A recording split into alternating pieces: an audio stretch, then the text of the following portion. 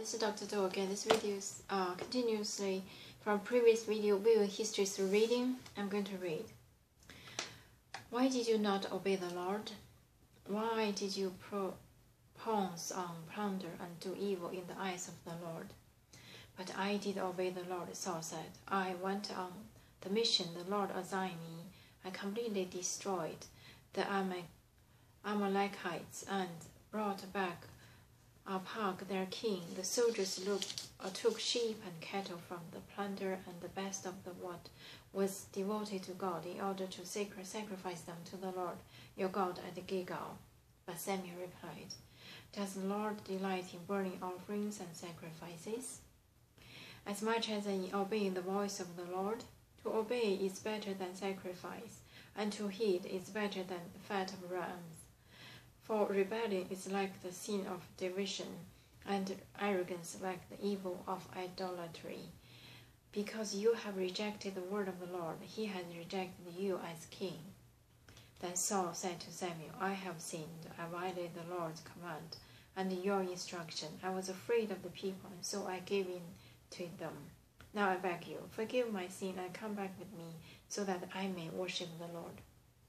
But Samuel said to him, I will not go back with you. You have rejected the word of the Lord, and the Lord has rejected you as king over Israel. As Samuel turned to leave, Saul caught hold of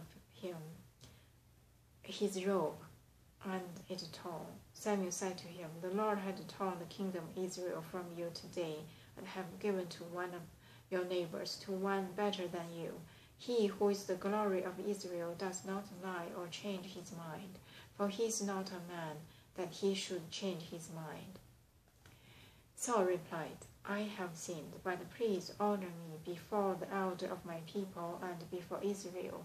Come back with me so that I may worship the Lord your God.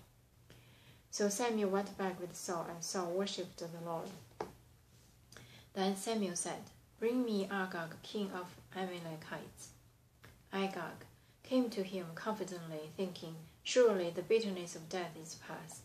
But Samuel said, As your sword has made a woman childless, so will your mother be childless among women.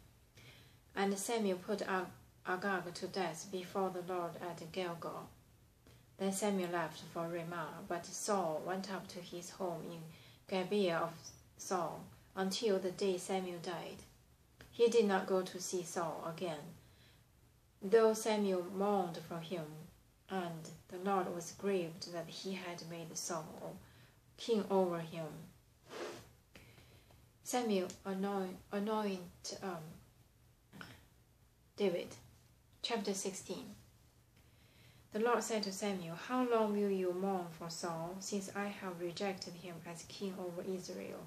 Fill your horn with oil and be on your way. I am sending you to Jesse of Bethlehem. I have chosen one of his sons to be king.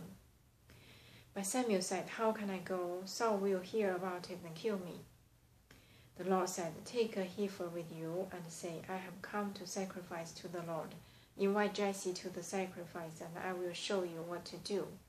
You are to anoint for me the one I indicate. Samuel did what the Lord said. When he arrived at Bethlehem, the elders of the town trembled when they met him. They asked, Do you come in peace? Samuel replied, Yes, in peace. I have come to sacrifice to the Lord. Consecrate yourselves and come to the sacrifice with me. And then he consecrated Jesse and his sons and invited them to the sacrifice. When they arrived, Samuel saw Eliab and thought, Surely the Lord's anointed stands here before the Lord. But the Lord said to Samuel, Do not consider his appearance or his height, for I have rejected him. The Lord does not look at the things man looks at. Man looks at outward appearance, but the Lord looks at heart. Then Jesse called Abimadab and had him pass in front of Samuel. But Samuel said, The Lord has not chosen this one either. Jesse then had Shammah pass by, but Samuel said, Nor has the Lord chosen this one. Jesse had 7 of his sons pass before Samuel, but Samuel said to him, The Lord has not chosen these. So he asked Jesse, "Are these all the sons you have?" "There is still the youngest," Jesse answered, "but he is tending the sheep." Samuel said, "Send him in. We will not sit down until he arrives." So he sent and had him brought in. He was ruddy, with a fine appearance and handsome features. Then the Lord said, "Rise and anoint him. He is the one." So Samuel took the horn of oil and anointed him in the presence of his brothers, and from that day on the Spirit of the Lord came upon David in power. Samuel then went to Ramah. David in Saul's service. Now the Spirit of the Lord had departed from Saul, and an evil spirit from the Lord tormented him. Saul's attendant said to him, "See, an evil spirit from God is tormenting you. Let our Lord command his servants here to search for someone who can play the harp. He will play when the evil spirit from God comes upon you, and you will feel better."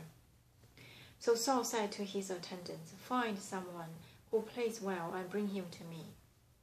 One of the servants answered, "I have seen a son of Jesse of Bethlehem, who knows how to play harp.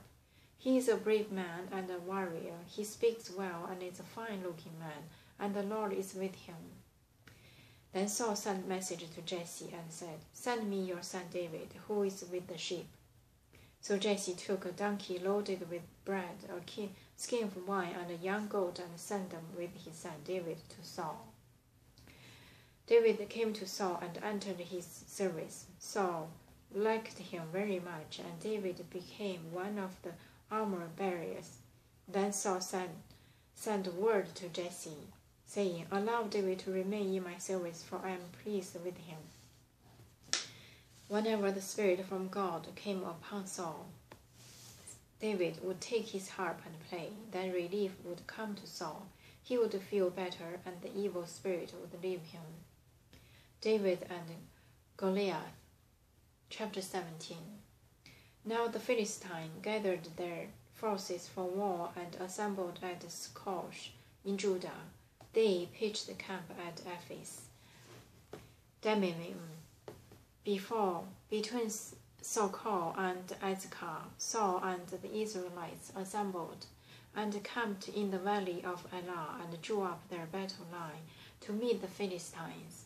The Philistines occupied one hill and the Israelites another, with the valley between them. A champion named Goliath, who was from Gath, came out of the Philistine camp. He was over 9 feet tall. He had a bronze helmet on his head and wore a coat of scale, armor of bronze weighing 5,000 shekels. On his leg he wore bronze greaves, and a bronze javelin was slung on his sack. His spear shaft was like a weaver's rod, and its iron point weighed 600 shekels. His shield bearing went ahead of him.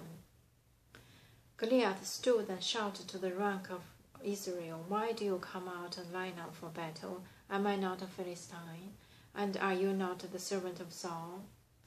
Choose a man and have him come down to me. If he is able to fight and kill me, we will become your subjects. But if I overcome him and kill him, you will become your subject and serve us." I'm going to stop here today and continue next time. Thank you for watching.